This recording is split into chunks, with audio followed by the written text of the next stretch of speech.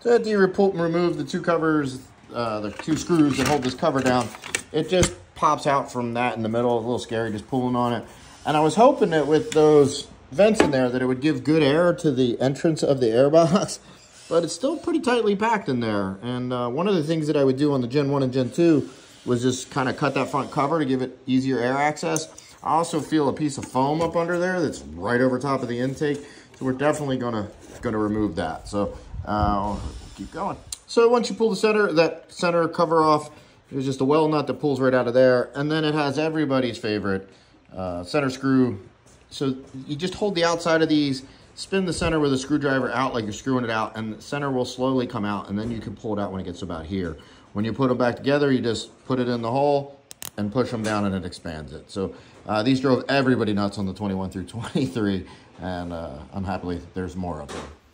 So I'm getting down to the airbox. Also, we'll show you how to remove the ECU.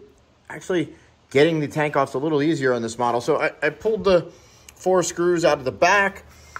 On the front, you remove the center cover like I showed, and then you only got to remove that one funky screw out of here, and then there's another one. It's a regular push pin up higher, and then these pull out.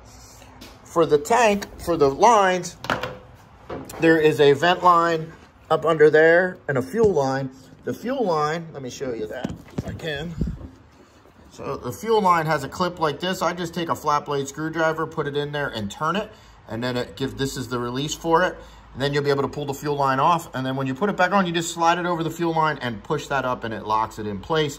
And then, of course, the fuel pump is unplugged. So pretty simple. Then apparently, supposedly, I can just grab this tank, pull back, and it'll come off, which would be really, really nice compared to having to remove the front. So you can see the tank's off. Pretty cool. There's those metal brackets on the tank that slide into here. So as I'm putting this on, I'm going to put a little grease on there, keep them well lubricated. That'll always make it easier to remove them in the future and put them back on. And now I'm looking at my ECU. So a lot of times this will stick. You just take a flat blade screwdriver, stick it in there, and pop. These, let me pull that out and I'll show you how to get the clips off. So once I broke the seal with the screwdriver, flat blade screwdriver, pried on a little bit, this came right out. And then, so this one's the most confusing. You just push on that center knob and swing the bar up out of the way. And then these are like normal plugs. You push on the center and pulls. So this way, I'm not gonna be able to do it on camera. Push that, pull the bar up. I swear that's how it works, but I'll do it. I need 2 hands. And there you go. 24 ECU is out. 10-minute job, baby. So not too bad. Actually, a little better than previous years. I'm not as likely to scratch the frame when putting it back on. So.